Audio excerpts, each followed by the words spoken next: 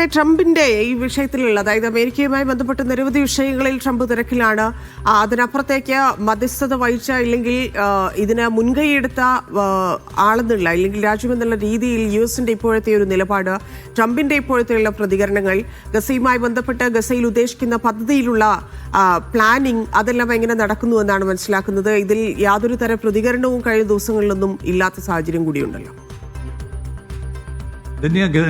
Trump ഇപ്പം നേരത്തെ തന്നെ ഈ പശ്ചിമേഷ്യൻ ദൂതൻ സ്റ്റീവ് വിറ്റ്കോഫ്, അതോടൊപ്പം തന്നെ അദ്ദേഹത്തിന്റെ മരുമകനും ഉപദേശകനുമായിട്ടുള്ള ജറദ് കുഷ്നർ, ഈ രണ്ടു പേരെയാണ് ഇപ്പോൾ ഇസ്രായേലിലേക്ക് ഇപ്പോൾ കഴിഞ്ഞ ദിവസം പറഞ്ഞയക്കുകയും ഔദ്യോഗികമായിട്ട് നെതന്യാഹു ഉൾപ്പെടെയുള്ളവരുമായി വളരെ വിശദമായിട്ടുള്ള ചർച്ചകൾ നടന്നു.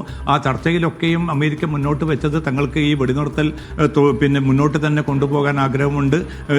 നിരന്തരമായിട്ടുള്ള ലംഘനങ്ങളൊക്കെ നടക്കുന്നുണ്ട് എങ്കിൽ പോലും ഈ വെടിനിർത്തലിന് എതിരായിട്ടുള്ള ഒരു നേരത്തെയുള്ള ഒരു സ്വഭാവത്തിലുള്ള ഒരു ആക്രമണം പുനരാരംഭിക്കാൻ ഒരിക്കലും തുനിയരുത്. അതോടൊപ്പം തന്നെ ഹമാസിന്റെ നിരായുധീകരണം എന്നതും തങ്ങളുടെ അജണ്ടയിലുള്ള പ്രധാനപ്പെട്ട കാര്യമാണ്. പക്ഷെ അതിനൊക്കെയും ഒരു സാവകാശം തങ്ങൾക്ക് വേണ്ടതുണ്ട്.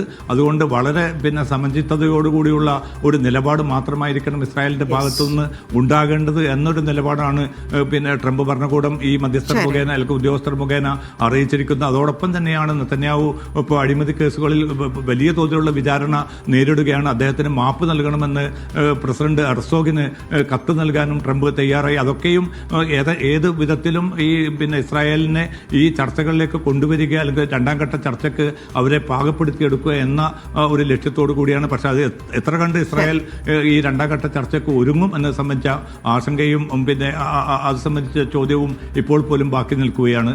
ധന്യ. ശരി.